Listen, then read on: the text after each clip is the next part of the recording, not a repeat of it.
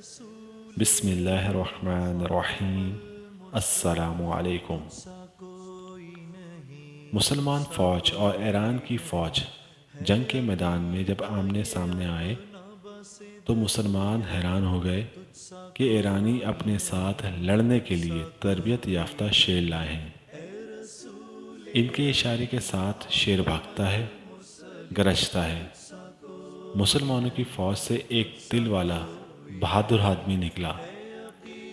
وہ نڈر بہادر مسلمان ایک خوفناک اور قابل یقین اعتبار سے شیر کی طرف بھاگا،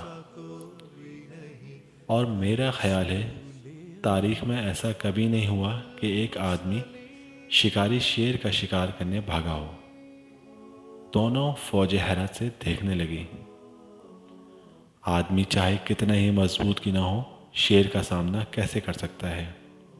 لیکن وہ بہادر ہوا کی طرح شیر کی طرف اڑ کر گیا۔ اس بہادر کے سینے میں کامل مسلمان کا ایمان اور ہمت تھی، جو خدا کے سوا کسی سے نہیں ڈرتا، بلکہ اس کا عقیدہ تھا کہ شیر ہی اس سے ڈرے گا۔ پھر اس نے اپنے شکار پر شیر کی طرح چھلانگ لگائی اور اس پر کئی وار کیے، یہاں تک کہ اس نے شیر کو مار ڈالا۔ ایرانیوں کے دلوں میں خوف طاری ہو گیا۔ وہ ان لوگوں سے کیسے لڑیں گے جو شیروں سے نہیں ڈرتے تھے؟ چنانچہ مسلمانوں نے انہیں جنگ کے شروع میں ہی بھگا دیا۔ سعد بن ابی وقاص رضی اللہ تعالیٰ عنہ اس نوجوان کے پاس گئے اور ان کا سر چوما، تو اس جوان نے عاجزی کے ساتھ سعد رضی اللہ تعالیٰ عنہ کے قدموں کو بوسہ دیا اور کہا کہ آپ کی شان نہیں ہے کہ میرا ماتھا چومے، بلکہ میں چومتا ہوں۔ تاریخ طبری۔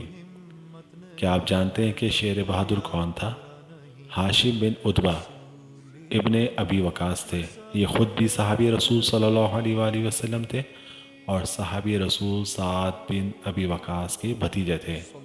ان کا لقب مرکال تھا، یعنی بہت تیز دوڑنے والے، اتنے تیز کہ شیر کو بھی شکست دے ڈالی۔ یہ جنگ صفین میں مولا علی کے ساتھ، بلکہ مولا علی کا جھنڈا انہی کے پاس تھا، اور اسی جنگ میں شہید ہو گئے تھے۔ یہ وہ لوگ ہیں جو ہمارے اصل ہیرو تھے، نہ کہ فلمی ایکٹر اور جعلی مقابلے کرتے ہوئے ریسلر۔ ہماری اپنی تاریخ بھری پڑی ہوئی ہے جس میں حقیقی بہادر موجود ہیں، لیکن ان کارناموں کو پڑھنے والے کوئی نہیں۔